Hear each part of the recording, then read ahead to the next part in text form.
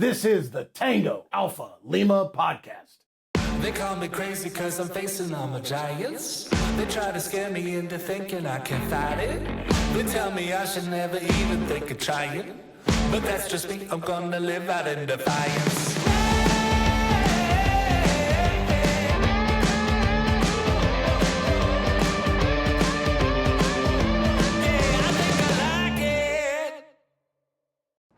Welcome, Alphas. Thanks for joining us today. We have a great show for you.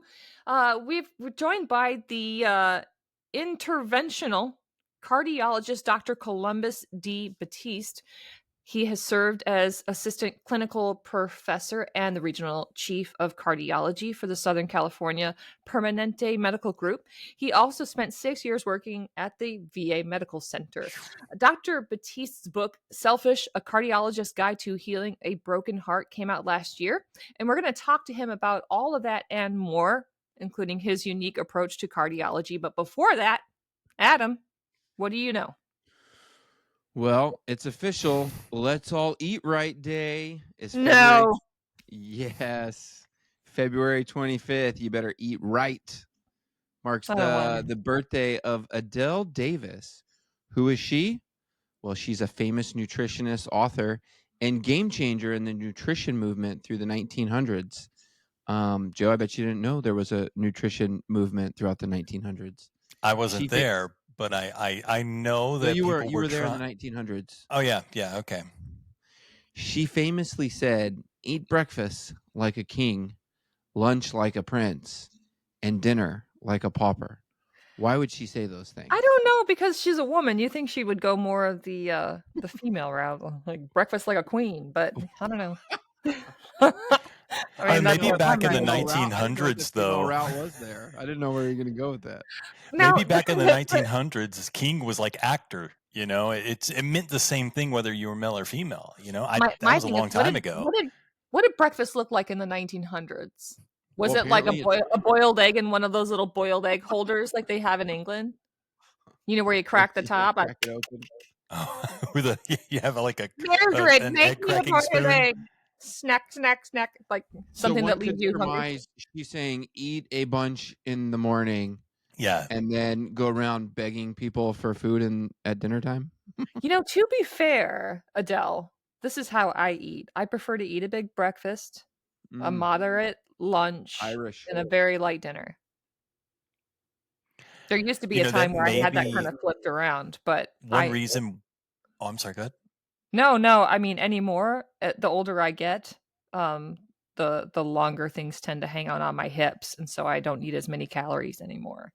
Especially if I'm going to go to bed with it, then it wakes up in the morning. I'm like, hey, I never left you. I'm here for the long haul. I'll never let go, Jack. I'll never let go. There's enough room for both of us on that. I know, but it was a buoyancy issue, Adam. It was a buoyancy issue. I don't care. Whoever did that Titanic should have picked a smaller piece, because I will die on that life raft. Okay, look, we need Neil deGrasse Tyson and Spielberg on here, and let's figure this out right now. Because there was definitely room for Jack. I don't care. There was room, but it was a buoyancy issue. We need Jamie and Adam from Mythbusters. Oh yeah, remember that? Yeah, Mythbusters was so good. It was good. Did you ever binge watch those shows? So good. Oh yeah. They're like, and I always love how they prefaced it for all the idiots at home. They're like, please don't try this. We're professionals. And I'm like, and in the back of my mind, I'm like, could I do that? I could do that. Maybe not. You know, it's funny though, because they didn't. Like, the only thing they ever did is they did wear glasses, but it literally, they seemed like they acted the way we would act if we had way too much money and we were trying this stuff. Like, they didn't come across as like physicists or anything like that. I mean, they may have been professionals, but wait, that just means they got paid for it. Weren't they scientists though? They were like legit doctors and stuff. I think they were. I just mean like the feel of it was very casual. So, you know, the way they acted, it almost seemed like a bunch of buddies got together and just did this stuff. But I do believe the one was like a serious Bill Nye vibe, though. I mean, he was kind of nerdy, and he went in there and he was like, the flux capacitor, carry the 2 divided by pi. Flux capacitor, he's 88 miles an hour. Travel possible. Yeah. Everybody knows that. Great Scott! Do you think that's how Dr. Batiste is going to be today? I hope so. I hope he's like White Doc lab Brown. coat. He's got like Slightly deranged, coming back from I 1955. like Yes. I like my guests like I like my doctors, slightly deranged. Ronald Reagan, the actor? Actor. Oh yeah. Who's the president? We need to go back to the future. No, this one runs Marty. on plutonium. 1.21 gigawatts? I'm sure in 1985 you could just go to the local grocery store and get that off the shelf. But here in 1955, you'd need a lightning bolt. God, I need to rewatch those. They're so good. Oh, the clock tower. You know, honestly though, talking about like the population and the danger, imagine if Teen Wolf came out right now, how many people would die? Oof. People would see it as like a What, TikTok people would challenge. die? Yeah, jumping on top of vans and stuff. Riding the car down the street. Yeah. Yeah. Give All right, me we're way off a topic. keg of Yeah. beer. We're way off. So eat dinner like a pauper. That's where we end our days. Okay, Alphas, please stick around. We'll be back with Dr. Batiste right after the break. A new year is always a good time to make new connections. It can also serve as a reminder of the importance of maintaining our existing connections with family and friends. However, any kind of connection can be particularly challenging for veterans with hearing loss who have difficulty using the phone. That's why the Heroes with Hearing Loss program, provided by Hamilton Captel, is here for you. The Heroes with Hearing Loss program offers veterans solutions like captioned telephone, which allows you to listen and read everything said during a phone call, making it easier than ever to stay connected with the people who matter most. Captioned telephones are available at no cost for veterans with hearing loss. Don't let hearing loss prevent you from connecting with others this year. For more information, including eligibility requirements, visit heroeswithhearingloss.org now and stay connected. Today, we're joined by interventional cardiologist, Dr. Columbus Batiste. Dr. Batiste, welcome to the Tango Alpha Lima podcast. Hey, thank you. It's good to be here. Good to see Hey, you. Doc. Hey. Can I call you Doc? Is that okay? I love it. I love it. That's what the Nice. nurses call me. Awesome. Makes me feel at home. Well, thank you. And welcome to the show. It's so wonderful to have you. Oh, I appreciate it. Obviously, I really dug into your story, your history, your tremendous long list of accolades. I read that you are the sixth child in your family. Is that right?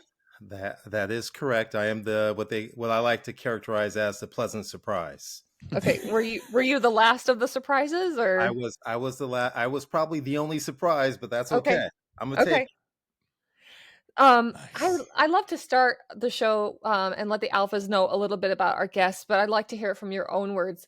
What are some of the things that we wouldn't necessarily read from your bio? Some of the crazy stuff that Your Crazy. darkest Things are- secrets, if you will. yeah. My God. Other than you carry bamboo sticks in your trunk wherever you go.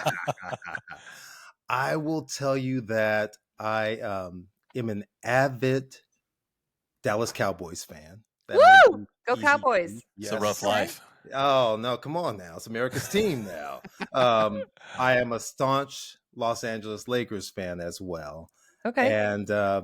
And believe it or not, something no one would ever know, although I admire him and he's now one of my greatest. When I was growing up, my favorite basketball player was actually not Magic Johnson, but was James Worthy. Nice. Okay. Oh. So So most Did you play people wouldn't even guess him. did you play sports in school, high school, college? More in At all? my head. You know, as you get older, you know, the older you get, the better you were, they say. That's what the saying says. So I Okay. was great. I was magnificent back in the day. You know, no, I was. Yeah. So I actually, feel like grew the up in older I Dallas. get, the more my joints hurt just thinking about it. But Yeah. okay. I grew up in Dallas, Fort Worth. So I just remember in elementary school, Troy Aikman would win the Super Bowl every year. Emmett Yes. Smith would run for the touchdown. So I said, Cowboys win the Super Bowl every year. What's the big Yeah. deal? And Well- then there was the 30 years after that. Oh, true. Well, I'm not even gonna say anything about you making me feel bad by saying when you were in elementary school they were winning. I was in med school when I was watching that. Thank you very much. You know, what I mean, If it makes you it's feel so any I better. mean, You welcome You me look into younger than you him. welcome me into the Yeah. show to make me feel horrible. Well Right? done, It Joe. doesn't matter how you celebrate a Cowboys Super Bowl victory. You just Yeah, celebrate it. Doc, if it makes you feel better, you look 20 years younger than Adam. No worries. Oh, It makes smoke. me feel better. Thanks, Stacey. No, We're not here to Listen, butter your biscuits. I think Holly probably put a little extra shine on mine to make me look younger. That's all it is. I'm gonna give it up to nice. Our Holly. super producer will Yes. never hold punches. You look good in your own right, Doc. Own Yeah. it. So tell us. I keep moving. That's how I keep. People think I look young because I just never stop. They don't get to see the wrinkles if I never stop moving. Hey, I'm saying that's wise. That's smart. So obviously you went to med school and you became a cardiologist. Tell us a little bit about what that transition. Why cardiology? Yeah, so I mean, going back to that whole sports love, I actually wanted to be a Lakers team doctor growing up, Oh, okay, that and makes sense. so that's what I wanted to do. And then when I was in college, I actually went and did an externship at University of Virginia, and I got to hang out with this cardiologist. It wasn't anything all crazy, but I just fell in love with the heart, and everything just started connecting and resonating. And you tend to gravitate in life to the things that come easier to you. Right. And so I love the physiology of the heart. I love the anatomy of the heart. It just made sense, the mix with technology. And so it became a passion and something I wanted to do ever since my sophomore year in college, actually. Wow, That's that's cool. really interesting. Yeah. You know, and a lot of times, you know, when people talk about this kind of stuff, they don't really talk about the blessing of opportunity. Yeah. I mean, you could have went your whole life and you know, you could have been wrapping joints with ace bandages and not really realized that was something that resonated with you. You know, my example being I was a Navy corpsman and I didn't realize that I had a heart for serving veterans and Marines for being a caregiver until I got an opportunity to do that. And just like you, it just resonated in my heart and in my spirit. It just really meant something to me. And so, you know, I 6 years with VA Medical Center. I personally consider that service. Yes, it Because is. that's no joke. No. But you know, I think I can speak for the others, you know, when I say that, but we love people that serve and people that take care of our veterans. And so, you know, we love that side of your story, obviously. And, you know, it's never too late. You know, if you really want to go back and be with the Lakers, man, you know, I'm sure they could use the help. I'm hoping they don't have heart problems. But you know, Joe, No, maybe not. I have to add to what you said because I will tell you, we are all such a sum of our experiences. Mhm. And so I'll never forget someone who showed kindness to me working at the Veterans Administration when I was in college. And I had an opportunity to round once again in cardiology in the cardiac rehab program out in Los Angeles at the large Veterans Administration. And those seeds that were planted, I tell you, I actually recently gave her flowers. She's in her 80s now. She was a nurse and told her that led to me really developing the program that I developed within my organization of delivering cardiac rehab to now about 45,000 patients since 2018. And so you never know what the results are of what you do for others. Just extending a little bit of grace, a little bit of opportunity. And the power of giving back is so phenomenal. I mean, we'll talk about that later on, but it's incredible. The act of service is not for the other it's for the other person, but really it does so much for us. You said she was a nurse at the VA? Yes. Well, Yeah. do you remember her name?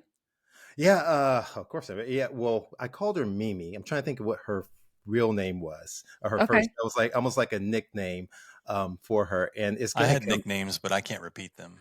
We'll call her Nurse Mimi. Thanks, Nurse Mimi. Yeah, she was phenomenal. Was there for years at the LA Wadsworth VA. You know, it's funny though, because when you're the type of person that takes care of others, you know, that can lead people to neglect their own health needs. And so like, you know, and I've always thought about that as like, we're supposed to be an example to each other and that prioritizing our health is an act of service. It's a way to ensure that veterans are able to continue doing what we do. You know, half the time when we have people that struggle with mental health and stuff like that, they keep going for their family. And there's a physical component to that. And so in your situation, you get an opportunity to circle back around to someone that had an impact, because what's beautiful is sometimes you don't realize that you had a core memory until weeks, months, a year later, 3 years later. And you go, looking back, I can say that Nurse Mimi was a driving force in my life. Yes. And you might not have been able to pick up on that, but taking that time to sort of circle back around to her and give her that acknowledgement is a beautiful thing to do. And I'm so glad you got an opportunity to do that. I think that there's a way to do that, in encouraging other people to sort of prioritize thanking other people and acknowledging that stuff. I think that it's beautiful. There's a huge problem with us not taking care of ourselves, though. We just tend to sort of like focus on others, Yeah, especially as caregivers in general. absolutely. I mean, when you look at, I love the statement that not everything that counts can be counted, right? So Mm, in medicine and care delivery, we don't count the small things like gratitude, like Mm. volunteering, like service.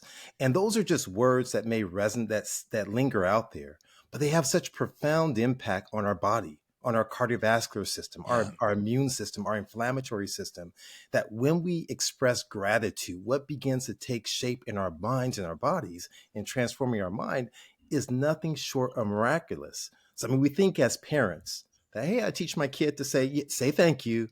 Okay, yes, open the door, say thank you. It's more than being polite. There is actually truth to the concept that these moments of service, these moments of gratitude, the moments of volunteering are transformative. And so many studies demonstrate that. And they show a decreased burden in high blood pressure, decreased burden in heart disease, an decrease in stress. And we know stress is through the roof right now, Yeah. or it probably has been forever, but it's more light is shown on it in today's day and age. Hmm. I think that if there's one thing that I can say is that our words have more power than we realize they do. And if you think they don't, spend a month being very careful how you talk about yourself and to yourself, and not to Yes. undermine compliments that people give you. It's a very tough thing to do. But on Yes. the backside of it, I think you'll find yourself in a completely different place. Well, I love this because I think this is things that you wouldn't normally think that you would be hearing from a cardiologist.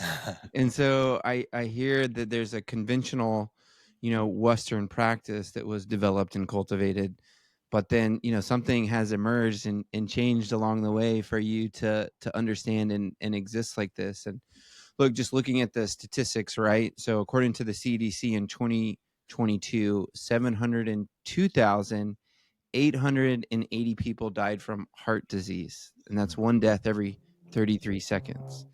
Veterans in particular face higher risk due to the stress that we're talking about, service, the exposure to environmental hazards. So thinking about the conventional and some of the things that you're talking about, the benefits of service and health, but kind of just like the real obvious question for America, and you can break that down in different communities, is what happened? Like, what went wrong? Is RFK getting confirmed going to save us and save the, so what is it for you, and what have you seen? What did we get wrong, and what are the practical steps that we can start taking individually, collectively, to get it right? Yeah, that's a great question. That's a loaded question. And I would reframe and push back and say, it's not so much about what we got wrong. Well, let's take the blame out of it. Let's take like the Mm-hmm. idea, the concept that we're solely our independent actions have played a role in things. I mean, life happens. We know disease is something that progressed, that we're born and we die, and it's how we live in that dash mark that really matters. The question is, when we look at our food, we look at the industrialization of our society, right? And we've moved away from the toils of the earth, right? Mm. That we're supposed to do, and we're being active, and we've shifted functional activity to an indoor space that I'm exercising for 30 minutes, an hour, and that's my activity. The rest is sitting at a desk. That's a natural degradation, and that's the converse of the way that humans were built, were made and created. That our food has shifted from food that we actually can go and pick to then food we buy from others to now food that's made in factories. And instead of eating plants, we actually eat foods that are made in plants. Mm. And so we've shifted. Now we've taken, right? And this is going to resonate completely. MRCs, the concept and the theory of MRCs to make food that is sustainable out in the field in combat. We translated that into everyday space to make food that can last for eons on the shelf. Mm-hmm. That's not how we were built to be made. that we weren't made for that, right? So now we have the food that's different. We have the pollution, the environmental exposure, that we have the stress of life. We have the lack of activity. We have the niceties of life, the lights, the heat, the AC, our social media that keeps us going 24/7. We have television. I grew up, now, Adam, you're too young to remember this, but once upon a time, there were only 3 stations on the TV, right? And so there weren't all these hundreds of billions of stations on there. So everything would turn to fuzz at a particular period of time. Nowadays, it's 24/7. So we don't have sleep. We don't move our body. We don't feed our body well. And then we ask ourselves, why is there so much disease? So I think where I've come in life is that we have to learn to make convenience work for us, not against us. Convenience was made for man, not man for convenience. We need to transform that in its proper place. We have to re-engage with nature. We have to re-engage with animals. That's why emotional support animals have shown to be so much benefit, right? That's there. We have to re-engage in our communities. We don't have communities anymore.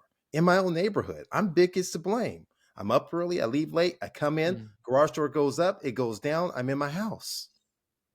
We're not out. And so there's so many different aspects to play a role in why we see this. That's why, and I'll stop here and let you give a response. You're like, man, we're not going to ask this guy a question because he's going to go on. No, for 5 I hours. mean, I love it because I just had like 5,000 questions in that response alone. And I can see Adam's got questions. I'm like, I have so many questions. Anyway, carry on. No, okay. So what I was going to say is that's why you're seeing so much research pour out about nutrition, about isolation, about stress, about all these different things as we're identifying, well, man, you start to think, I can't breathe or move without being at risk for something. And that's the reason why. Well, I think that was a wonderful job of, articulating all the things that, we're exposed to, and things that, maybe 20, 30, 40 years ago were different, 100 years ago were different. And it's these culminating effects of all these things over time. And it's nobody's, there's no blame, to go around. We all have the blame. But also there's, a pathway from, maybe conventionality into kind of an alternate path of your own. So how did you kind of come to these understandings, and what was that like into how you're serving now? Yeah, that's a great question. And I think really, there's a fork in the road for all of us, whether we choose which pathway we go down. I'm not going to give a shout out to this particular show, but I was really curious about this one show I watched on Apple TV. And this guy had like an alternative life, and his alternative self came back and tried to re-engage with his former self. Anyway, it was very interesting to me because we all take different pathways in life. And so for me, it was the death of my dad. And so early in my career, at that point, I was serving as chief of the department. I was triple board certified, and my dad just spiraled down. And he passed away as a result of diabetes and exposures to different things throughout his time, in part military career and Korean conflict, other things, just stresses of life. And you look at him on the outside, looked like average guy, wasn't obese, didn't smoke, didn't drink, but just average stuff. And it really started to pour into like, what am I missing? What am I missing? It's like I prescribe pills, I do procedures. What am I missing? There's something that's a secret sauce I'm missing. And I started just pouring into the research. I had patients who would ask me questions that I was ill-equipped to answer. Doc, what should I eat? How should I move? What's going on? What do you think stress could play a role? I was ill-equipped because I had never studied this. This wasn't a part of my board certification or my fellowship training for general cardiology, my residency for internal medicine, my subspecialty fellowship in interventional cardiology. None of those things were a part of it. So I started pouring into the research, and it kind of made me like this eyeball. That's the one interventional cardiologist who was into the foo-foo stuff as well, into nutrition and lifestyle and stress reduction and all the other components. But I revel in it. So yeah. The one thing that really intrigued me was obviously over the course of my over the course of getting to know you and your background and researching for this episode, I went down a whole bunch of rabbit holes and followed your YouTube. I hired a private investigator. Yeah. So in doing research for this episode and following down a few of the rabbit holes, I went on your YouTube channel and found the Slave Food Project conversation and got to see your wife's lovely face. And one of the conversations you were talking about was the sort of concept of the lower and lower middle class families being sort of predisposed to food addictions, and maybe I misinterpreted it because this is my brain just sort of kind of getting my head wrapped around it, and this is me maybe oversimplifying it too. And I had a little laugh because I tend to find humor in all things, but I come from that particular demographic. Yes. So low to middle class, and I lived in a single wide trailer. I didn't have a lot of money. Went to a lot of food banks. Lived on food stamps. A lot of government cheese, and this is where I was kind of laughing. I'm like, well, you had to have food to be addicted to it. Sure. And what food we did have wasn't anything you'd really want to go back for seconds. It was government cheese, hard to cut through, wouldn't want to melt. You didn't make mac and cheese out of it. And what pork we had came out of a can, and it was disgusting. So anyway, how does one become addicted to food in that demographic? And what are we talking about? What are these concepts? Help me understand food addiction in that concept. Absolutely. Well, an addiction is a loaded term, right? Okay. And so when we say addiction, our connotation immediately, our mind goes towards drugs. It goes to alcohol, and we start to visualize in terms of a chemical addiction that begins to happen. And we think, well, how's that food? Food is something that I enjoy. Food is life. Food is family. Food is culture. It's just kind of who we are. My grandmother ate this. My granddad ate this. My parents ate this. This was good times. We have memories associated with it.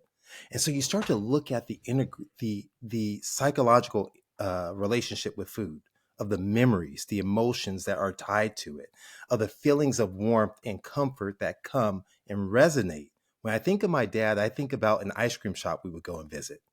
I think about the smell of that ice cream shop. I remember how he loved soft serve, and he would have the pineapple on top, and he'd have the whipped cream and the cherry that was there. I remember those moments as a small child. Now, that's not addiction, but that ties me to it. So now if I were to go and partake of that, I have a sense of comfort. This comfort food, it comforts me during times of stress, during times of loneliness, during times of memory that I have that's there.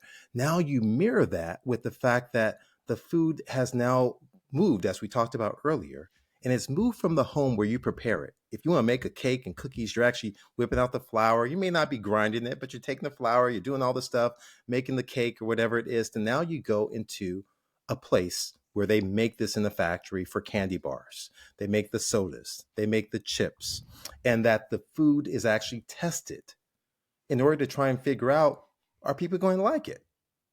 Which people are going to like it? Are women going to like it? Are men going to like it? Are different racial groups going to like it? How much salt do I need? How much sugar do I need? Looking at the taste buds from a scientific perspective, can I mimic nature and really recreate this cherry cola flavor to mimic a cherry taste? And you start to think about all the chemicals that are there. And what is the goal of business? The business of business is indeed business.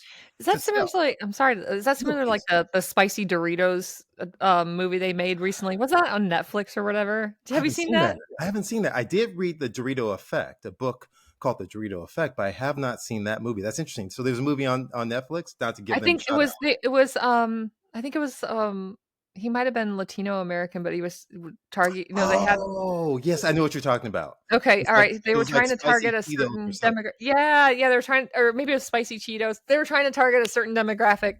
Anyway, workshopping. Anyway, yeah, how the food. It was really interesting. Okay, Yeah, that makes sense. it's interesting, but when you think of it, everything we do from any business, we all earn money for a living. Otherwise, we can't live, or you have at some point. And so you understand that in order for me to produce my business, whatever that is, I have to have clients. Now, I only have to go out looking for clients as an interventional cardiologist. They just happen, trust me, on a regular basis. That's there. But when I'm looking and I'm going down the food aisle, how do I choose which bag of chips or box of cereal that I'm going to get? There's marketing that goes into it. There's money that goes into it. Now, when you open it, what's going to make you want it? With that bite, that crisp, the taste, the flavors.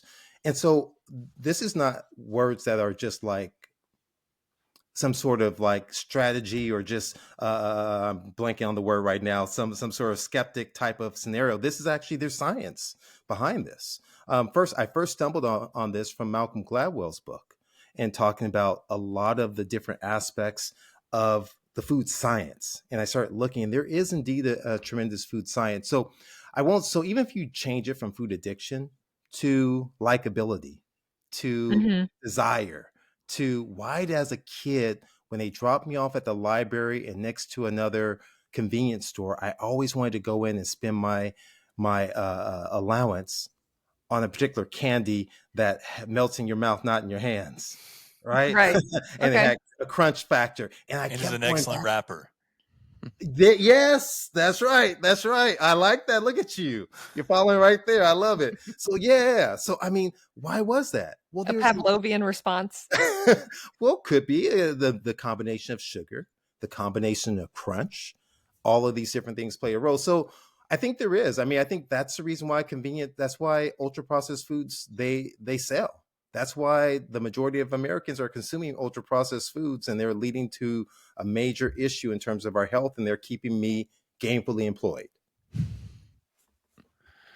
You know, and to add on to that, their job is to make money. It is not to make us healthy. Not at all. Their job is to make money. And I'll say that also, you know, you've got these patients, they come in and they have to trust you. The good news is if you're not very good, it's not like they can tell people they don't make it, you know? So there you go. A little bit of stress on your end, but yeah. No, but all awful joking aside, you know, you see, from what I've read, you've worked extensively with these communities that are disproportionately affected by these health disparities, and many veterans come from these diverse backgrounds or diverse. So how do we find ways to bridge the gap between this medical research and practical application? Because these comfort foods are comfort foods for a reason. You know, these are things that we've attributed these emotions to. And you know, we were talking about this a little bit earlier, that when I'm training properly, my early meals are bigger, my later meals are smaller. Yeah. And my natural inclination, though, is to eat nothing and then eat 1,500 to 2,000 calories for dinner.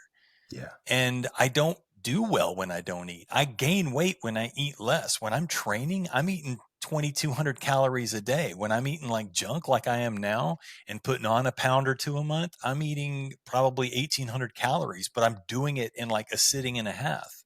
Yeah. How do we act on this in a way that, because, you know, if you go to these communities, you're like, stop eating pork chops and fried salmon. Like, you know, you're not going to get very far. Like, how do we make this successful?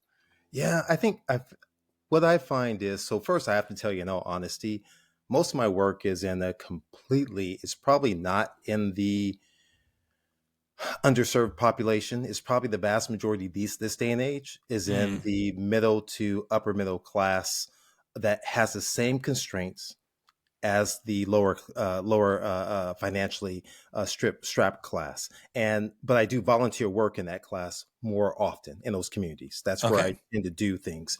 And to your point, there's so many, what you said was so loaded. So I'm going to actually peel through that for a bit. All right. I think part of the reason why we as humans tend to do that, when we wake up, we have all of the wherewithal that we need to have.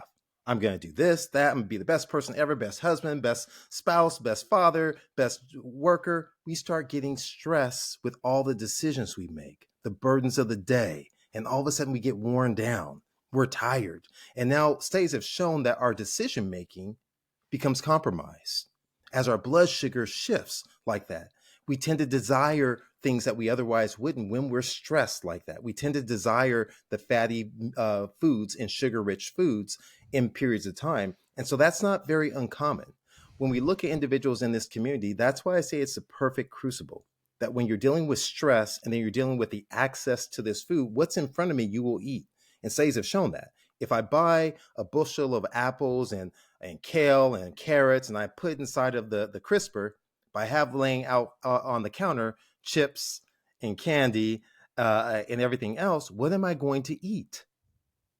I'm going to eat what I see, what's in front of me, right? And So, easy. yeah. And so when you go into communities where, listen, it's the business of business is business. So they want to make money and people want to buy it. So they're eating it. But I have fast food restaurants that are all around. And I have fast food that's inside of elementary schools and then junior high schools and the vending machines and so forth. What am I going to have? I'm building a brand recognition. I'm building a new culture, right? I'm building a new culture that's there.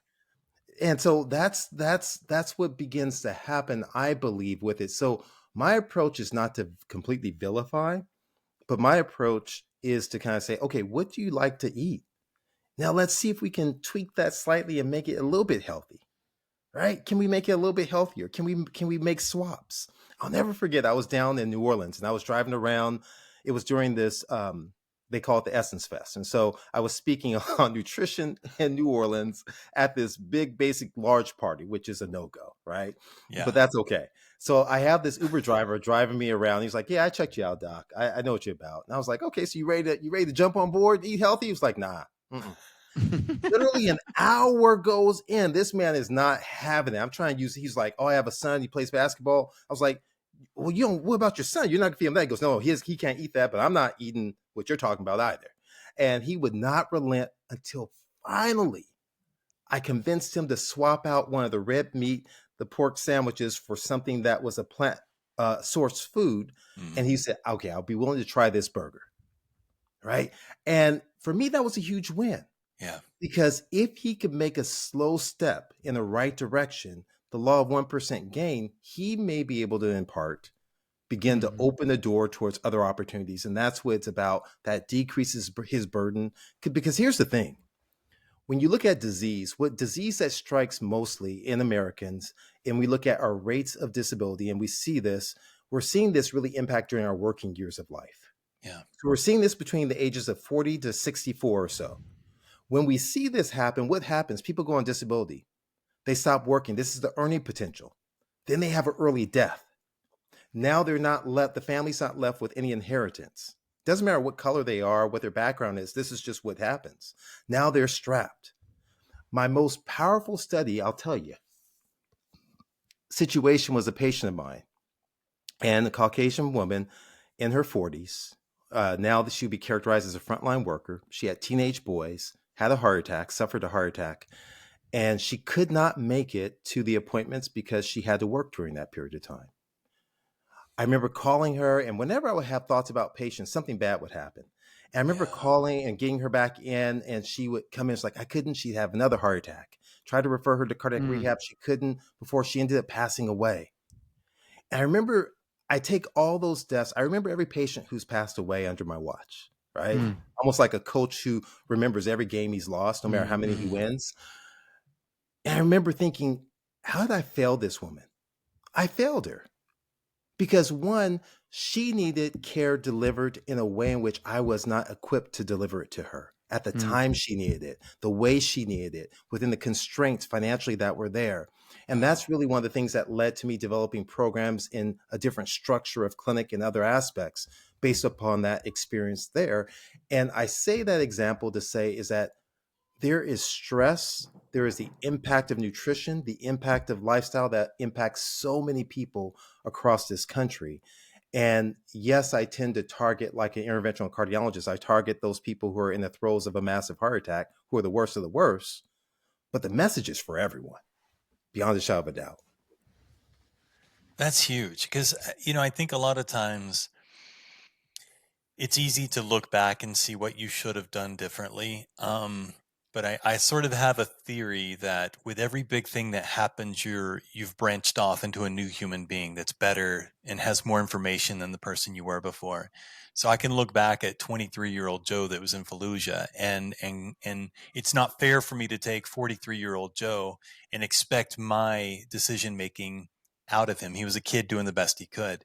Yeah. And so for you to be able to internalize that in a healthy way says a lot about your character, but is just massive because it's taking ownership of something without, using it as an excuse to let it derail you, because it could easily. I mean, I'm sure that you remember their names for a reason. You don't do it because it makes you happy. You do it because it's important. Those people are important to you. And that's huge. Thank you so much for sharing that. I know that that's not a simple thing to talk about, and I do appreciate that. Yeah. No, thank you for those words. It's not. And I'll tell you, as the core group of guys I work with who are interventional cardiologists, our first thought isn't what the tech next to us or the nurse did that someone else did wrong. It's like, what did I miss? Did I do something? What could have gone better as it relates to it? And that's just part of who we are. It's inbred in our training and who we are. And, when I look at situations like that, the reality of it is that I didn't get into this line of work to watch people pass away and to suffer. I didn't. And so my branching out into lifestyle is an extension of recognizing that 80% of a person's chances of having success in a health perspective lies outside the walls of my clinic. It entails their relationships. It entails their environment. It entails their stressors, their financial, their food. That's really what matters. I can sit on the lofty. I mean, if our sole goal, right? I mean, Stacey, Adam, Joe, I mean, if our sole goal in life is just to collect toys and then pass away, that's a miserable life. Yeah. Mm-hmm. That's a miserable life. Then we give it off to our kids who don't care and they throw it away. And I mean, who cares about the plaques and the accolades? Nobody cares. They don't care at all. So my feeling is that a true legacy is in how you interact with people, how you make them feel, that domino effect of small changes that they make that then may resonate. I'll share a happy story. And this one is, I feel sheepish about it, right? So my next door neighbor told me that the person he works with, I treated, and the guy just admits that I saved his life. I tell people, I don't save your life. I don't want to take the credit and I don't want to take the blame. Number one. But this guy, as a result, my wife referred someone to their auto dealership, and he gave her a tremendous deal because she was associated with our family. And I don't even remember his name. I don't remember the situation there. I don't remember the words of advice I gave to him that resonated with him. But in my mind, that's what it's about. I don't need to be like, oh yeah, I did a great job.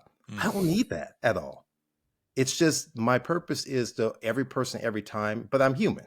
It's not. Yeah. You may have people who watch this, they're like, I was treated by Batiste. Nah, he sucks. Oh, sorry. I mean, he's not great, and no, it's a veteran-based podcast. We're pretty tame most of the time, but they do get flung out every once in a while. Yeah, I mean, but I'm human, right? I'm not going to be perfect every day and have it, but I'm trying to do the best I can every day with every patient, every time, and my family as well. Well, I would say just listening to you, just agreeing so much and just thinking about all the things that we experience with, moving from Texas to Southeast rural Alabama, having 3 kids in a rural school system. Recently just did a 21-day liquid fast, and my kids took on a 21-day sugar fast, which was awesome. Wow. And they're 7, 12, and 14. And so they're just oblivious to the amount of sugar that they consume. And it was really fun to see them, kind of go through the journey of my son ate this little peanut butter and jelly thing that they sent home with them. I said, look at the back of that. I said, where's the sugar? I said, in the jelly. He goes, Dad, there's sugar in everything. But, I think the work that you're doing, being able to heal the individual, the mother, the father, so that they can come to these insights and revelations so that then they can practically take it in, for their family, to be the change and understand that. And there's also a real spiritual component that I hear coming through in your work as well, which, I think if you were to look at a conventional cardiologist and maybe say they would just look physiologically at the heart, but it's really a total physical, mental, emotional, and spiritual component, this kind of end-to-end holistic personal well-care that emanates through you. How does the spiritual component play a factor in all this for you? And it's everything. I mean, so personally for me, I'm a man of faith. That's at the center of my being and who I am and my belief system and what I believe is my strength in terms of going day to day and my hope. And I recognize and I'm respectful of everyone's belief system and where they're at. And my job is not to judge, but to hopefully shine a light on the power of this approach. And so that as a basis, we understand that the tools that we take for granted as small kids, perhaps if you're taught to pray or do this, that, and the other, and you just kind of do it and you're doing these rote behaviors, but to actually begin to understand there's a psychological process, there's a neurochemical process that begins to happen, that when we begin to meditate and calm our minds, which is so important right now, right? Because our minds are constantly going. And we begin to quiet down the amygdala, the small portion of the brain that houses fear and anger and that reactivity, right? That inner diva that's there. We tone that down, that we begin to strengthen our prefrontal cortex where we reason and process things, that there's power in these moments. And so what I tell people is that even if you're not, quote unquote, a spiritual person, if we look at the Latin root of spiritual, spirit, the Latin root is spiritus, which is breath. And we understand that when we get stressed, what don't we do? We don't breathe well. We don't inhale and exhale, allow the diaphragm to have the excursion that it needs. And when we breathe out, prolonged exhalation, that activates our parasympathetic tone, which allows relaxation of our blood vessels. It calms our nerves and helps to truncate the cortisol rush. That's why you see people doing it before a talk, before they're golfing and hitting that putt that's there. So it's all tied together, that they are not separate from a physiologic perspective. There is, of course, the psychological component, but there is indeed the physiologic component. And there's studies that really validate that. The lowering of blood pressure, the decreasing in recurrent heart attack events, the lowering of Better cortisol sleep. levels. Better sleep. Yes. That's so powerful. So I definitely do it. And I'll start with the breathing and having folks, and, I'll tell them, if they're military, I'm like, listen, Navy SEALs do it, right? They do box breathing. I said, come on, let's do box breathing. And they're like, what? I'm like, come on, we're going to do it. I said, you want to be ripped up like a Navy SEAL, right? I mean, come on. There was an old movie that had Hulk Hogan in it, and he played like some special forces thing, okay? And I don't remember exactly what the movie was, but I'll never forget. He did this thing where he sat on the edge. He was about to like dive underwater, and he was going to be underwater for a few minutes. And he starts taking these really deep breaths. And I think somebody asked him, and I haven't seen this in forever, but I learned how to do this in the pool because of that. He says, I'm oxygenating my blood, whatever that means. So I started doing that, and I could actually go underwater for over a minute as long as I just sat there for 30 seconds and took really deep breaths. And so oddly, Hulk Hogan taught me everything that I know about proper breathing. Thanks, Hulkster. I love wrestling. Everything and else wrestling. And That Mick Foley. explains the Lycra underwear and the big belt you like to wear on the show. Hey, I earned that belt. Columbus, phenomenal description and kind of walking through those components. And look, I mean, I think this is the way of the future for medicine and healing, and the understanding of how these things connect, and being able to have doctors and providers and physicians that we put so much of our health in their hands, to be able to understand it and not approach everything as one isolated thing that just needs to be medicated, cut, stitched together, or whatever. But how do all these things make us the beings that we are? And I couldn't agree more that the spiritual component is so important to be able to define how it is that you exist, that you show up, that you live with love and gratitude. And the more that we can pour that out, it's funny how the science backs that up, that's going to dissipate and go in the opposite direction of manifestation of disease in our bodies and in our minds. And so we're just so appreciative to have you here, and grateful for the work that you do to help others come to that same conclusion and understanding. Yeah, no, I appreciate those kind words, but listen, I mean, my parents taught me this stuff and those seeds. I can't say I've always been this person. And I can't say my wife would always say that I reflect every component of it. And I, I tell, I tell people when about the pillars of selfish, I said, sometimes I'm elf, sometimes I'm self, sometimes I'm ish. I'm not always all 7 components, but I'm striving. Right. And I Mm. think that's the goal. It's like you want to be a person that's chasing after Mm. this idea of spirituality and embracing the components that are important to allow you to be a benefit, right, to others. So yeah. Even when you've been betrayed by realizing how much sugar is in ketchup, and ketchup is like your favorite. I know. How I how know. dare you, Such- Teresa Hines? Listen, I'm Dang gonna tell it, Teresa. Darn you, Teresa. I am the biggest sugarholic out there. And so, truth be told, like I'm into all this stuff. I'm whole food plant based, and I believe it's the way.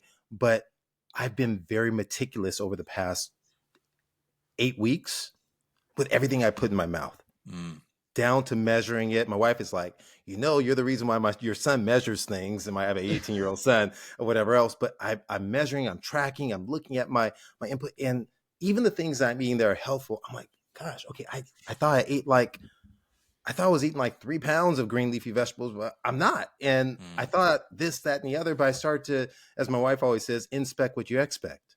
So I'm expecting that my health outcome and my nutrition and my exercise, but yeah, I've kind of gone a little bit, as my wife says, a little bit off the deep end here recently, really trying to craft and reshape and look at every component. And it's important because when I tell other people you need to kind of do this, and if I'm not doing it fully, if I'm allowing latitudes, how can I expect someone else to?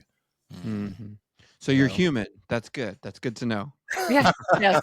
I'm I was gonna mostly- say, you could burn yourself out pretty quick too. You have to give yourself some grace, as you said from the top of the show. Giving yourself some grace. Oh, for Yeah. sure. Absolutely. Absolutely. Listen, forgiveness, that is essential in the concepts that are there. And that's something we don't do very often. It's one thing to forgive others, but forgiving ourselves, right? That's such a hard thing. That's why we have this rumination about what we did in the past, the harms, laying people down, or maybe the atrocities, whatever it may be. But it's like forgiving yourself and moving on is so important to make tomorrow a better day than yesterday. So I'll forgive myself. Now the question is, will others forgive me? I don't know. Meanwhile, I'm gonna go have a Snickers bar. I'm just kidding. Alphas, I want you to go check out Dr. Batiste's website. You can visit Dr. Batiste. That's BATISTE.com. You can order his book, They're Selfish. He's mentioned it a couple of times. It's going to be worth a read. You can also go to his YouTube channel. You can learn more about his seminars at his website. And that's where you're also going to find his social media handles. But don't worry, we're going to have that in the show notes. So you can go to the show notes, find the website there. You're going to find the social media handles as well. Doc, you are absolutely, positively one of the most awesomest human beings, the sweetest. And your wife is obviously pretty special too, if she's married to you. So please give our best to her. But before we go, is there anything that we may have overlooked or something that you'd like to mention to the alphas before we go? I think the only thing I'd like to say is I always want to say thank you for the service for those military veterans that are out there. I think it's so important in terms of what you do for us to be able to even think like this. I don't take it for granted that I live in a country where I'm actually talking about the types of foods that I eat, as opposed to if I'm going to eat food. That I'm talking about sleeping better or decreasing stress, and there's not guns going off and bombs blasting. I don't take that for granted at all. That this is as I tell people, this is a first world problem. This is a first world problem. And so I always want to make sure I convey that gratitude to everyone out there listening, as well as to you all for like everything you're doing, right? And spreading the word, for inviting me, for making me comfortable. Adam, I'm going to forgive you for making me feel old too as well at the beginning of the show. My forgiveness is more for me than for you, but I forgive you for that moment too. But yeah, anyway. Just see it as two Appreciate you Cowboy guys. fans celebrating some wins. That's right. But good stuff. I want to add also that when you promote your book, you're the sell part of Selfish. I like that. You know what? You are the second person to tell me that. Dang it. You were unoriginal, Joe. That You are the between second. the lines. I had forgotten about that. I was at a conference, and I usually try not to promote because usually I'm doing a lot of continuing medical education, right? And I'm like, you know what? It's not out there. I'm not trying to become a millionaire, but I wanted to get my thoughts down out there. And the guy said, "Well, Doc, what's the letters of your book?" I said, SEL. He said, "Stop there. Sell the book. Sell the book." Nice. It's okay. But I just want to say thank you so much for visiting. This has been a lot of fun. This has been a very casual, natural conversation. I feel like we could do this for a long time, long enough that you'd be walking around carrying your bamboo. So I do appreciate your time. And I just want to say I appreciate you for taking care of our veterans and everything that you do. And we wish you the very best. And Alphas, please stick around for some scuttlebutt after the break. The American Legion is raising awareness about PTSD and veteran suicide by offering hope, camaraderie, and support. Be the one to help end veteran suicide. Be the one to save one veteran. Be the one to ask a veteran in your life how they're doing. Be the one to reach out when a veteran is struggling. Go to betheone.org and help the American Legion end veteran suicide. Will you be the one? Okay, Alphas, we are back from the break.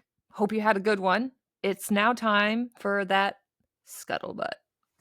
Scuttlebutt. Adam.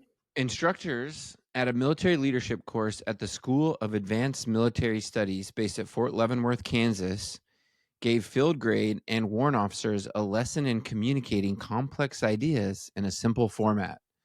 The topic: U.S. military's strategy in the Pacific, including the Solomon Islands campaign, the Battle of Guadalcanal, and the fall of Rabaul on Papua New Guinea. Their chosen medium? A haiku. That's right, Joe. Nobody likes writing haikus. I love haikus. Oh, I would. Are the I really Japanese do like style haikus. of poem with how many lines? Who knows? Who remembers? Don't look. I do. I know. It's 575. No, you just No. You didn't know 575, but you're that's right. the syllables. Okay. I legit write haikus. I wrote one 6 Give me one days right ago. now, top of your head. Go. Adam smells like goats. Stacy is wonderfully a part of this group. Adam Wow. smells like I did it. I did it That's right. 4 syllables. Smells like a goat. Adam smells like. Okay. No, Yeah. you're right. You're right. You know, the thing is, All right. I would have to know how to count first, and I'm terrible at math. Du, toi. All right, so it is a 575 syllable count and typically focuses on nature imagery. So I will accept the goat, Joe. Not so much the nature of war. The haikus were used to teach officers how to simplify and communicate complex ideas.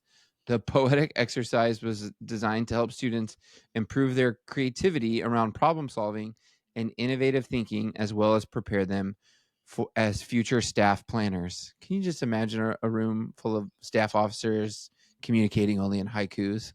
No, I think I would get frustrated. I would be like, can we resolve this in wall-to-wall counseling? When I was a captain, all my S3 alphas, I could totally imagine us doing that all day just for funsies. The Advanced Military Studies program is designed for majors, lieutenant colonels, and select senior warrant officers going into planning roles at the division corps and service component command levels. The students were given colored pencils, dry erase markers, or crayons. Yes, we're still talking about the Army. That must be the Marines. Crowns to draw sketches that synthesized what each viewed as the key elements of American multi-domain operations in the Solomon Islands on paper or a whiteboard. Students were given 20 minutes to sketch out what they deemed as key elements of the multi-domain operations. I could just see Joe out there with an Etch-a-Sketch, like steering his board, and then with his little knobs, like, Yeah. let me sketch you my. I'm not bad on an Etch-a-Sketch for drawing. I can't write with it. The students were given 15 minutes to study a classmate's model and write a haiku to interpret their peer's drawing. One of the students, Marine Major Joshua Chambers, said the exercise helped him better understand how an audience can have various interpretations of one message.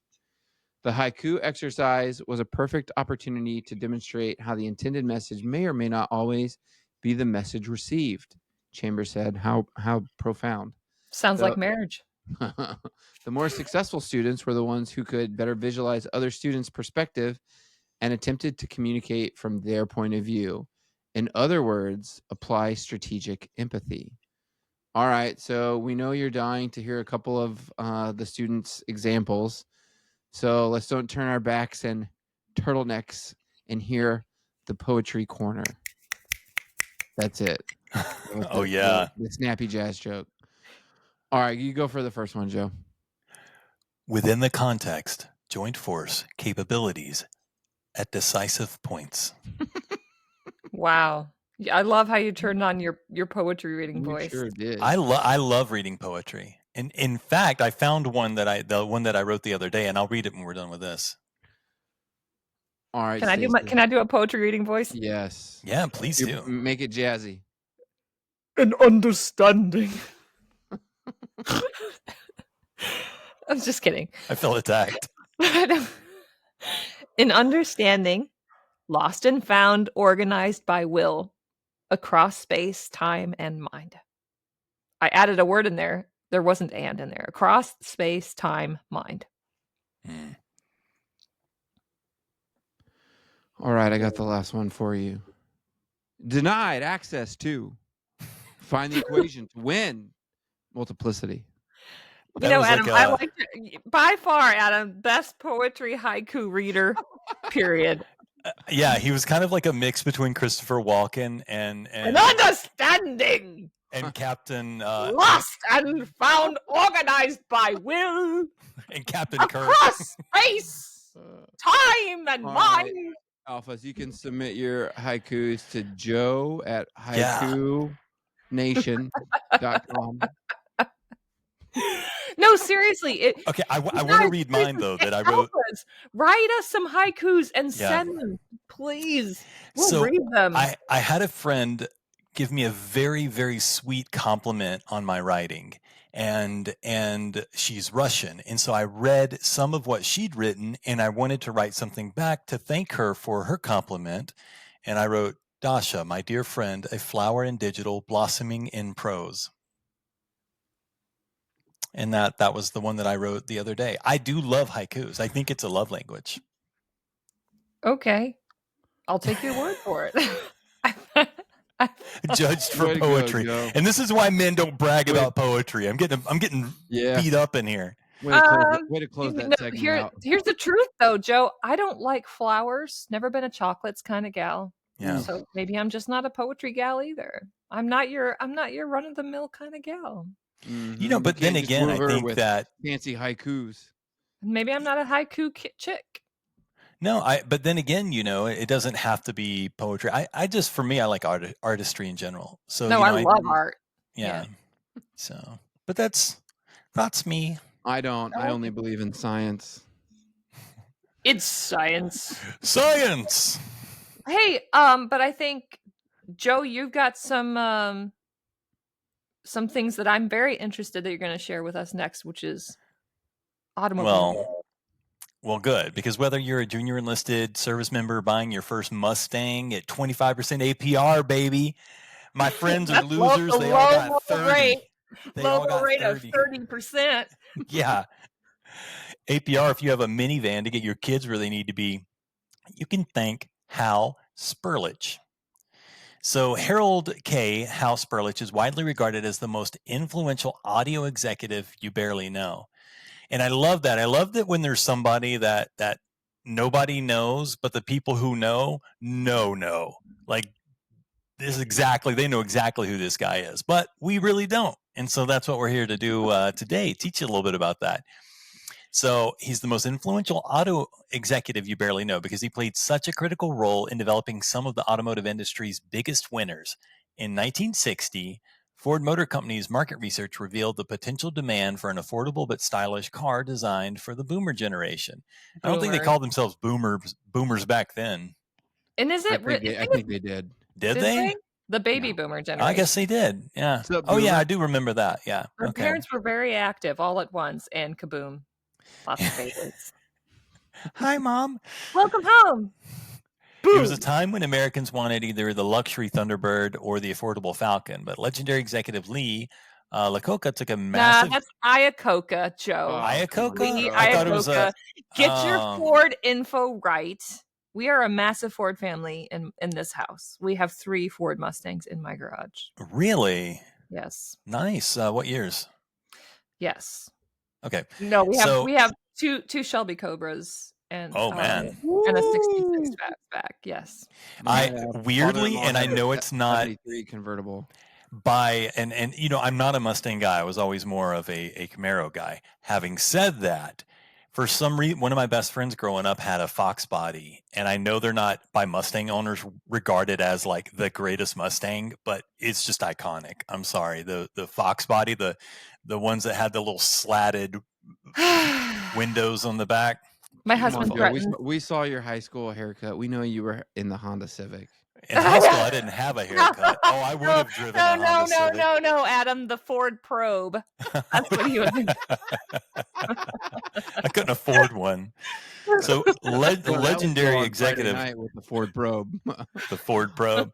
Cruising through Walmart parking lot in my Probe. Rolling down the street in my Ford Probe. One of my first new cars I ever bought, my second new car I ever bought was a Toyota Matrix. So you're not actually that far off. Not too far off. Knew it. No. All right. So Lee Iacocca took a massive gamble on another mid-range vehicle, one with a flair of distinguished style. To create what he called the poor man's T-Bird, Iacocca tapped Ford's most valuable resource, Sperlich, at the time the company's manager of special studies in project planning. So Sperlich was a Michigan native, a trained mechanic and industrial engineer who cut his teeth at Alcoa Aluminum and then deployed with the U.S. Navy construction battalions, better known as the Seabees, which are another group of people that the Marines like, other Navy guys that the Marines like, in the Korean War. And when he returned from the war, Sperlich landed a job at Ford in 1957 as a project planner. So Iacocca got the green light from Henry Ford II to create a car that would target the coming-of-age youth market. So Sperlich's team cut up a Falcon and added the best parts of the Thunderbird and Lincoln Mark II. The Lincoln's a classic. Especially the town car. My grandmother had one. I took the best naps in the back of that thing.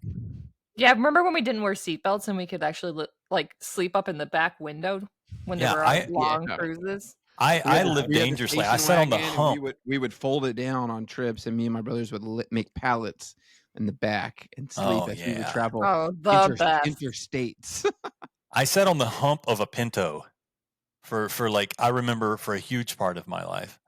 That explains a lot. How's your coccyx? My God, it's seen better days. I'm not going to take that joke any further. All right.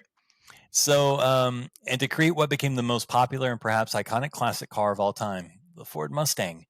In 1976, Sperlich turned out the Fiesta, Ford's first front-wheel drive compact vehicle. But the project Sperlich really wanted to tackle was the low-cost front-wheel drive van that could fit in a garage. So Sperlich pitched the idea aggressively, as did Iacocca, but Henry Ford wasn't buying it. Sperlich left Ford for Chrysler in 1977, and Iacocca joined him less than 2 years later. So in the 70s, demand for the efficient cars and a reputation for poor reliability threatened to take Chrysler down. But Iacocca enlisted help from the U.S. government and brought the company back to solvency. I like that. So meanwhile, Sperlich decided to focus on the fuel-efficient craze caused by the oil crisis, which I don't think ever went away. And his first big success at Chrysler was a new front-drive compact based on the stretched Omni Horizon platform with good proportions, good stance, and great fuel economy, which is what I'm known for. My first car was a Plymouth Horizon, 3-tone maroon and silver. Really? With gray trim. Oh my God, it was fabulous. And the shocks were terrible. I would go bouncing down the road. I would hit. I could have fixed Everybody it. thought you were jamming. You were really I like. was like, wonka, wonka, wonka. It was the best. Great. So it was sound dubbed the effect. K car, and it made Chrysler profitable once again, saving the company. Meanwhile, Sperlich finally brought his dream project to life, and the minivan was born. In '84, the first Dodge Caravans and Plymouth Voyagers rolled off the assembly line and turned a previously non-existent vehicle into a major sales category. So the creator of the pony car Mustang and the minivan, which is like opposite sides of the spectrum, retired in 1989, then president of Chrysler Motors. He was inducted into the Automotive Hall of Fame in 2009. Man, how did I get in there? Remembered as a visionary, challenging today's companies to innovate. And he died on January 20th at the age of 95. That's a good long life. Pretty fantastic. Genius. Yeah. Minivans and Mustangs. Who would have known? Pretty fantastic. Well, thank you for the Ford Mustang, my friend. Yep. And the K car. And the Plymouth Horizon. By the way, I had my handles on my car. It was so cold one winter that I went to lift up the handle and it literally broke off. You're just so strong. I know. I was like so hulky and bulky, and I just bam, and the handles broke off. So then I started to have to Dukes and Hazard it in the wintertime. So my window, I would have to go through the passenger side, roll the window down, and like Dukes and Hazard it. Anyway, it was. No fun. wonder you have back issues. Yeah. Speaking of your coccyx, how's your coccyx doing? My whole back, and then the military. Yeah. So I have a story for you. We were soldiers once and dipped. How did you guys ever use tobacco in service? Oh yeah. It was Not I me. think it was standard issue for most military members. Yeah. Like, I was the only reason I didn't is because I was told I would. No joke. I'm just petty. Really? Yeah. So somebody's like, "Oh, you'll smoke and dip when you get in, especially when you deploy. There's nothing else to do." So I just sat around miserable the whole time. Adam, did you dip or smoke? Or Both. You did. Mm-hmm. What was were you like smoking when you weren't flying and then dipping when you were flying? Was that the thing? Sometimes. Yeah. That was the logic. Yeah, that was pretty. I did all the nicotines, I think. Yeah, pretty much. So the FDA gave the go-ahead for Philip Morris to openly market Zyn nicotine pouches, a move that could be the final bell for a staple of the global war on terror era, the spitter. Zyn and other brands of nicotine pouches have swept across the military in recent years as the time waster, sleep stopper, and on-duty vice of choice among a generation of service members, often replacing chewing or dipping tobacco. Now, I used to use little dip pouches just because it was cleaner when in a pinch, and I couldn't get a pinch, pun intended. So the change is, according to experts, at least somewhat healthier for troops. Though, come on, kids, let's not start those at all. If we're being serious, same with cigarettes. Just don't start. Listen to Joe. Don't be tempted. Anyway, these packets are undeniably less gross. Considering all the crap you can get stuck in your teeth, the pouches help prevent that. But I'm not trying to glamorize or glorify. Just don't do it. But with the change of the mouth guard comes the end of an era of our generation. Our wars were fueled by dip, both combat operations and every other endless duty that came with it. And spitters were mandatory gear. Spitters, the empty bottles, you guys know what I'm talking about. Usually the plastic ones, often clear, the 20 years of GWAT soldiers, sailors, Marines, and airmen used to dispose of the spit of chewing tobacco. You guys, I have the most disgusting spit story, but I'll get to that. Regardless of one's personal stance on dipping, for a generation, it was part of the landscape of service for training and other barracks air deployments. The days of Private Snuffy accidentally taking a swig of leftover spitting bottles may Everybody has a story. That is my story. Is I had a drink in my center console, and somebody went to lunch with me and had their spit bottle, and they left it in my car, and I went to take a drink of my soda, and I really. Even now, it just gags me. I went to take a nice healthy drink. Oh It's so rough. Anyway, 120-degree spit. we have all been there. It was backwash and spit, and it was rough. Anyway, I think I just got pregnant. Downrange during the G1 era, dip bottles were ubiquitous, where an empty water bottle was consumed and crushed and sacrificed to the most sacred oath, hydrate or die. Yeah. They were born again as spitters. They'd litter the underside of cots or fall into the cracks between wooden floorboards and canvas walls of tents. More often than not, they'd rock around the floors of Humvees, MRAVs, and ATVs, depending on the year, of course. Hey, we invented recycling, if right? you think about it. Right? They and the once dry dip that fill them up were every briefing, and were waiting. Once their users returned from patrol, that post 9/11 generation went, tobacco came with it. And that means you too, spitters. If Zinn kills the spitter, it may not be mourned by too many in today's military, though. I think a lot of them have quit tobacco, thankfully. When we would go into the aircraft, we would take 3 bottles, one to drink your water out of, one to spit your tobacco in, and one to pee. And at night, it was risky business. Getting those mixed up could be a bad affair. I'm not a lucky man. I take no chances. I'll wake up thirsty. When I got out, I would leave spitters everywhere. And there was I did a stint as a Target food operations manager in a warehouse, and I had enough common sense not to dip out, where the food was. But then we were back there in the offices and working on the computer. I'm only out of the military maybe 6 months at this point, and I'm like, just back there having a nice little dip, doing my work, and HR comes up, and there's only like one other guy around there. So I know, Kyle, if you're out there listening, you could have just come and told me to take it out. You didn't have to go tell HR, who then had to come and give me an employee handbook. And then the boss came and he was like, well, did you tell him he couldn't? And they're like, well, no. And they're like, well, maybe you should do that, especially for the military people who dip for a living. He has no idea that you can't do it. So it actually became a big learning lesson for HR to make sure. Thanks, Kyle. Tattletale. Yeah. Come on, Kyle. Nice job, Kyle. I got you pegged now, Kyle. You're the tattletale. Everybody knows a Kyle. There's always a Kyle. I will say this.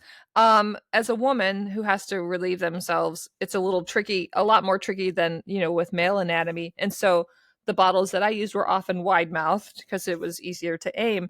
And so having those bottles a lot less confusing. So knowing which ones were relief bottles. I've never had anyone explain the difference between the two genders before, actually. Do we have a minute? Well, Joe, you might want to go back and talk to Mommy. I think there's a book that would really break it down. We'll go over for this you. later. Is that why you still sit down and pee, Joe? Actually, I'm not always wearing my leg. And I do. So, hey, they do that in prison, I think too. he's still in pull-ups, Adam. I don't know if he ever went through potty training. I'm more of a pull down than a pull up guy. They call me the moon because I'm always close. He's never heard of a thing called a urinal. Just complimenting dudes on their watches. You guys, this wonderful article is thanks to our friends over at Task and Purpose, and we're going to have that link to this in the show notes. So if you want to reminisce about your dipping days, go there, and I'm sure there's going to be a plethora of fun comments to laugh on. But to all you dippers out there, think about quitting. Tobacco, is going by the wayside, and it's time to hang up those spurs. Hardest thing, way harder than stopping alcohol. Quitting smoking was the absolute hardest thing. And when I walk by somebody who's had having a cigarette, I'll catch the smell, and I'll have this momentary split second where I'm psychologically, I'm like, oh, I want to go have one with them. And then I do this thing where I'm like, no, you don't do that anymore. And then I have this little panic, and then I'm like, what are you panicking about? We just don't do it. Just get over it. And it's like, oh yeah, that's right. That still catches me occasionally, which is it's a wild thing. I think because there's so much positive social interactions that you have with people that, you go outside and you sort of have this moment where you're both standing in 30-degree weather or in the rain, and it's kind of like a bonding thing. And it's, and that is one thing that I did miss, that I did, wish that I was a part of such a simple activity, brought people together. So Yeah. all the cool kids. I was never cool. Maybe one day I remember when I get my coccyx fixed. When you get your coccyx fixed. Well, I remember I used to use cigarettes as bona fide leverage for friend making downrange. Being the odd man out or odd gal out, it was always an icebreaker. So I would buy a carton of Marlboro Lights or Reds or whatever was available at the time, and menthols, because I never knew what. But you could cross a bridge with anybody, like with a pack of cigarettes.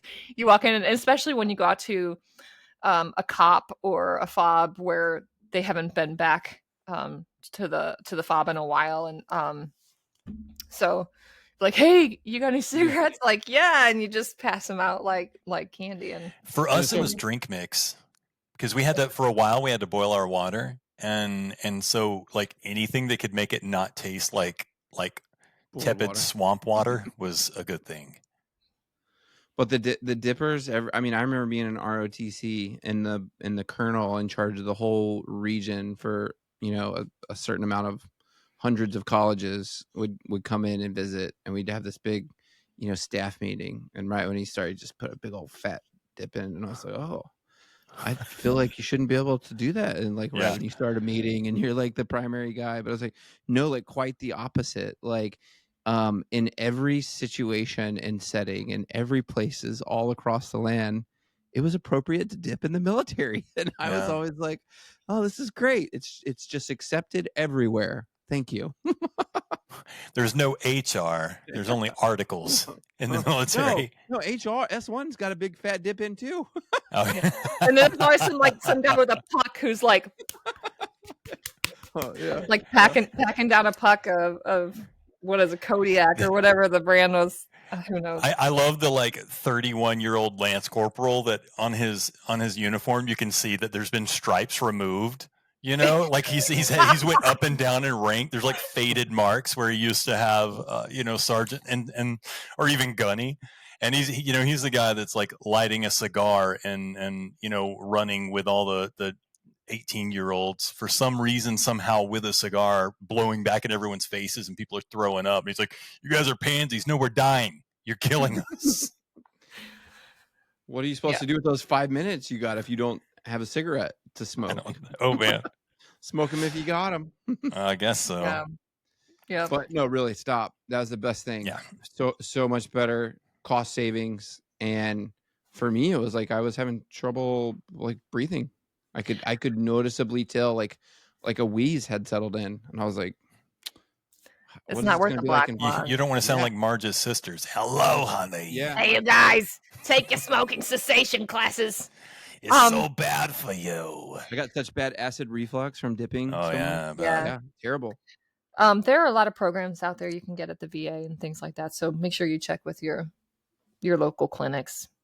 They'll help you. And if you can't cut it, listen, taper off. You don't have to cold turkey it. Yeah. And if you don't feel, and if you've been doing it for 20, 30, 40, 50 years, there are medications that will help you come off of it as well. Like, don't feel, just if you can't do it the first time, just keep trying, And I think with all help, people go on this you can ruin it concept where whether it's physical health, whether it's eating right, and so they get really hungry, they're not feeling great, they stop by the store, they grab a drink, and they grab a Snickers, and they're like, my day's ruined anyway, I'll just start back over Monday. It's like, there's no ruining it unless you give up, unless you stop doing it. So it's okay if you're trying your best and you're trying to stop, whether it's smoking or fixing your food, because on the backside of it, the goal is just to make some progress and to be a little bit better. And if